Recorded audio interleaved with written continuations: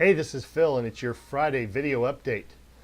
So, first of all, real quick on interest rates. If you've been following along, starting last Friday, we've had approximately about 122 basis point drop in the bond market, which impacts interest rates.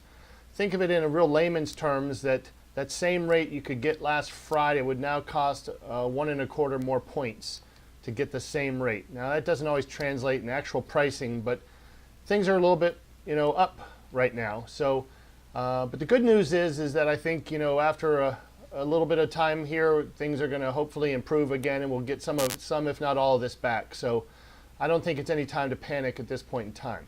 Now, moving on to something else, I had a call from one of my good agents today who said, Phil, I've got some buyers who are thinking about buying, but now they're saying maybe they want to just go ahead and rent. And of course, her immediate response was, I really think you're making a mistake here. Interest rates are great and there's no better time to buy. But she said, can you help me out with an analysis of rent versus buy? So here's what I did. I looked at a $400,000 purchase price, which is roughly the area that they were shopping in, and with expected rent of somewhere around $2,100 a month. And I did some analysis using a 5 and 10% down loan. And looked at what that would translate to in savings for them over 5 years. And it turns out that 5-year savings, when you factor in a reasonable 3% appreciation on that purchase or that home value, you're talking about somewhere between $78,000 and $100,000 more equity or benefit from owning rather than renting over 5 years.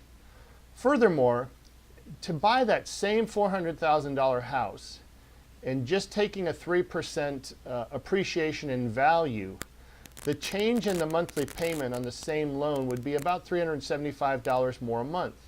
But if you factor in the anticipated increase in interest rate over that 5 years, that same house would cost that buyer close to $800 more a month. Now, obviously, there's estimates involved there on rates and appreciation and so forth.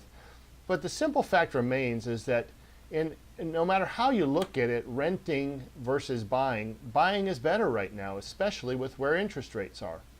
Now, I've got some flyers that I provided to this agent that go over some of this stuff, rent versus buy, and put it in real good terms and able to co-brand those.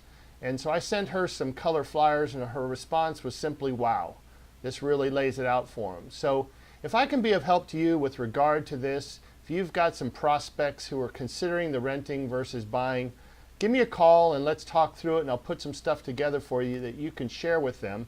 Or if you just want to put some of this stuff in open houses that you have or something, give me a call and I'll provide that for you at no charge. I hope you have a great weekend and happy Valentine's Day.